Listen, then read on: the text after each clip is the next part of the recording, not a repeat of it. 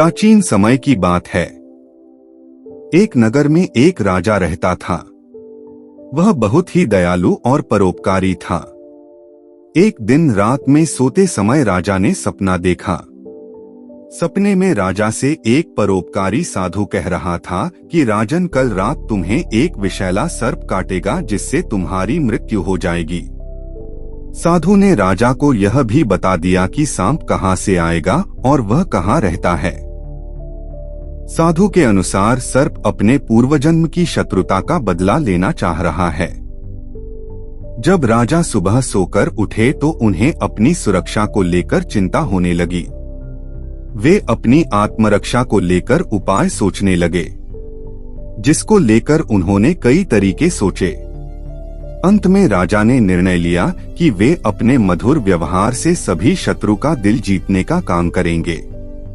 राजा को पता है कि दुनिया में प्रेम से बढ़कर कुछ भी नहीं है, इसलिए उन्होंने सांप के साथ मधुर व्यवहार करके उसके मन को बदलने का विचार किया।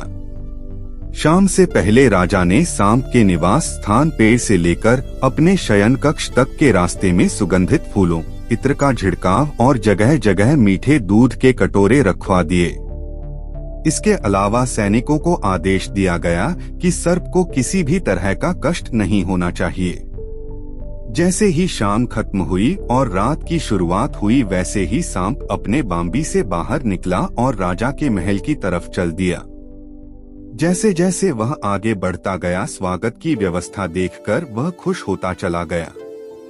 फूलों पर लेटते हुए और मीठे दूध का सेवन करके आगे बढ़ता गया।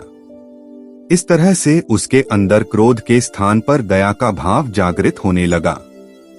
राजमहल पहुंचकर सांप ने देखा कि प्रवेश द्वार पर द्वारपालों ने उसको कोई हानि नहीं पहुंचाई। इस घटना को देखकर सर्प के मन में स्नेह उमड़ आया। सांप के व्यवहार में नम्रता, दया का आगमन हो गया था।